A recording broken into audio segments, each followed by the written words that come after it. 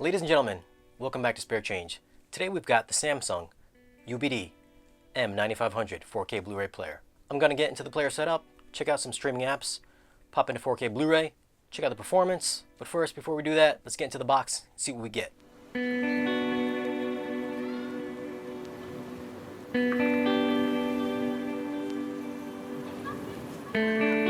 This comes boxed the same way as the K8500 from 2016. It retails for $399, the same price as last year's.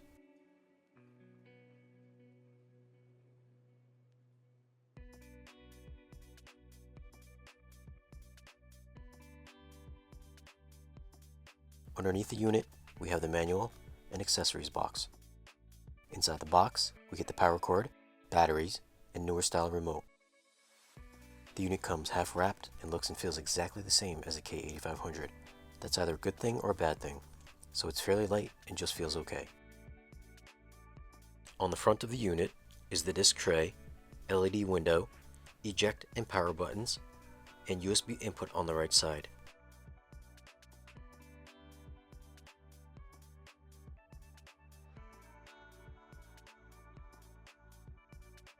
On the rear, you have the power cord input, optical out, LAN input, and 2 HDMI outs, one dedicated for audio.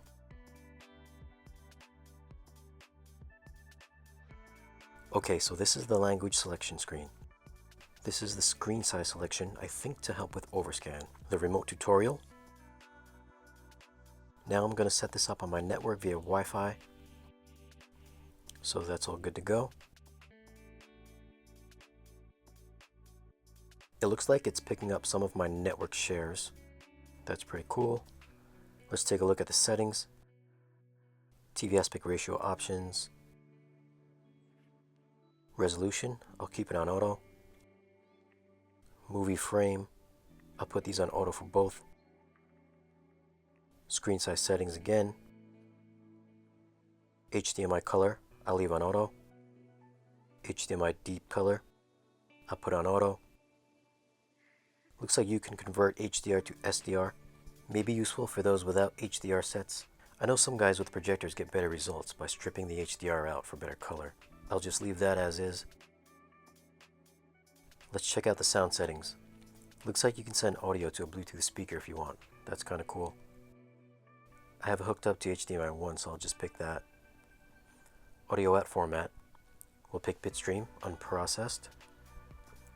PCM downsampling. Dynamic range control, put that to off. DTS Neo 6 mode, I'll keep it off. Sound mirroring for mobile devices, I'll never use that. Now onto general settings, nothing special here. Support, let's see if there are any updates. I'm pretty sure there isn't, and there isn't.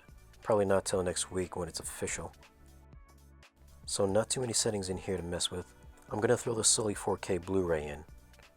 See if we get any banding like I did with the LG player. The tray is now closing.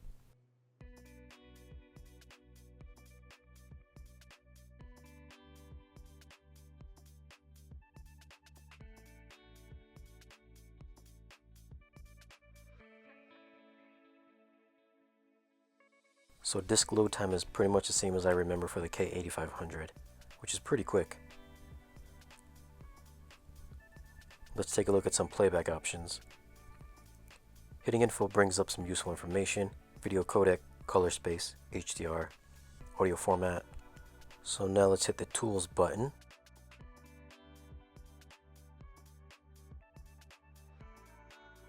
Picture mode, same as last year's. Let's go to custom.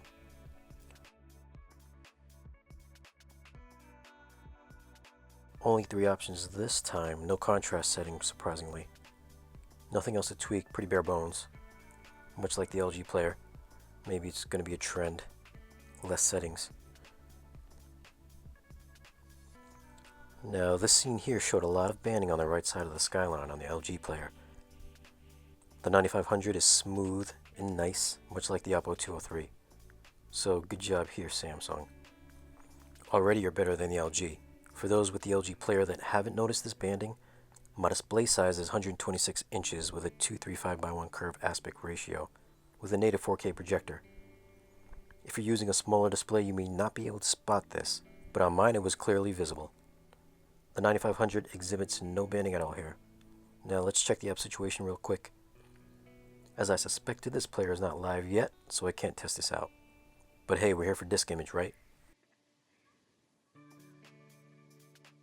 Alright, now that that's out of the way, my first thoughts, image quality, much improved over last year's.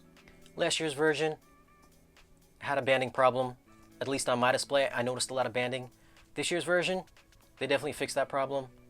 No issues there. Image quality was very good. HDR performance was very good, very detailed. Playback performance was very good. No hiccups, no stutters, no stops, no sound dropouts, no issues like that.